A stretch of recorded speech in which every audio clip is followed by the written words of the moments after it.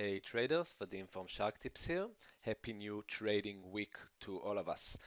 So I'm continuing with the subject I started last week about the opportunity of the week. So today I want to speak also about our opportunity from last week on the Euro AUD and to discuss another interesting thing. So let's begin. Okay, so let's start with the Euro AUD. So last week we were around here. And I told you there are two things that I'm interested in. First one, the perfect scenario will be a retest of this level and then short.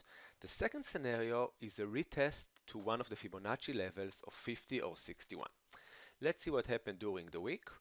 Obviously, you can see that we didn't get the perfect retest I was looking for, although we did get an opportunity to join in the move on the Fibonacci level, if I'm not mistaken, of the 61. Let's see. Yeah, you can see this perfect false break setup on the 61 level. I hope some of you caught this move. If you did, there was about 75, 80 pips here. So looking at the pair this week, again, the same scenario apply.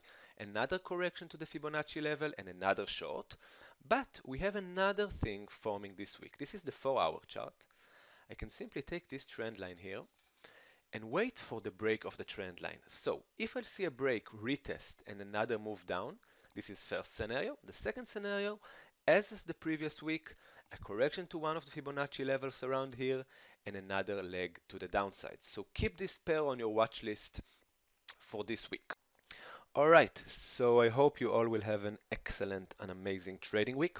Outside of this pair, obviously we have many more opportunities showing up and I'll do my best to bring them in front of you. If you have any special pair that you're looking at and you're analyzing, you can always mail me. I'll be happy to answer all the questions. I have some clients that speak with me on a daily basis. You can reach me on Telegram and on the email addresses that you already have. See you soon. Bye bye.